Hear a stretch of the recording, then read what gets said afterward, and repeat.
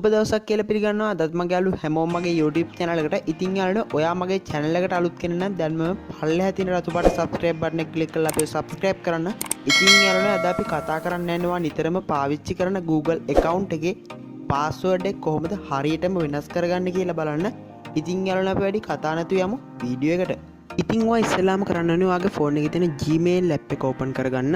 Gmail app එක open කරගත්තට පස්සේ ඔයාලට බලා ගන්න පුළුවන් වෙනවා වම් අතේ පැත්තේ උඩම කෙළවරේ තියෙනවා ඔයාගේ Gmail එක පටන් ගන්න මුල අකුර. ඉතින් ඔයා ඒකට Gmail එක පෙන්නනවා. ඉතින් ඔයා ඊට පස්සේ කරන්න ඕනේ ඔයාගේ Gmail එකට යටින් තියෙනවා මෙන්න මේ විදිහට manage your account කියලා. ඔයා ඒකට එකපාරට touch කරගන්න. ඉතින් manage your Google account කියන එකට touch කරාට පස්සේ මෙන්න මේ වගේ තැනකට තමයි ඔයා එන්නේ. ඉතින් ඔයා මෙතනදී personal info කියන එකට touch කරගන්න. ඉතින් touch කරගත්තට පස්සේ ඔයා පහළටම යන්න ඕනේ. ඉතින් පහළටම ගිහිල්ලා ඔයා password කියන එකට touch කරගන්න. මම මෙතන touch කරගන්න. ඉතින් ඔයා password කියන එකට touch කරගත්තට පස්සේ ඔයා මෙන්න මේ වගේ interface එකකට තමයි එන්නේ. ඉතින් ඔයා මෙතනදී forgot password කියන එකට touch කරගන්න.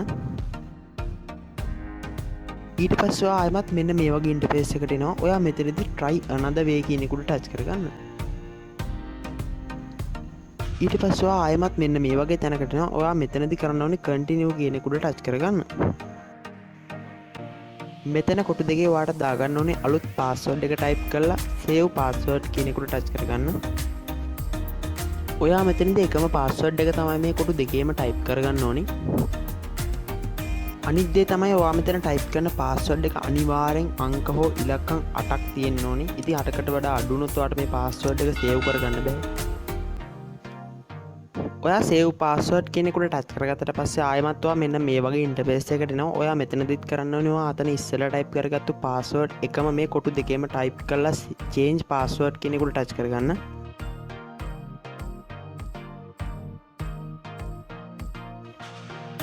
ඉතින් ඊට පස්සේ ඔයාට බලා ගන්න පුළුවන් මෙන්න මේ වගේ password change successful කියලා වැහලා ඔයාගේ password එක change වෙලා තිනවා. ඉතින් දැන් ඔයාට පුළුවන් මේ Gmail එකට ඔයා දැන් දාගත්තු අලුත් password එක දිගටම පාවිච්චි කරන්න.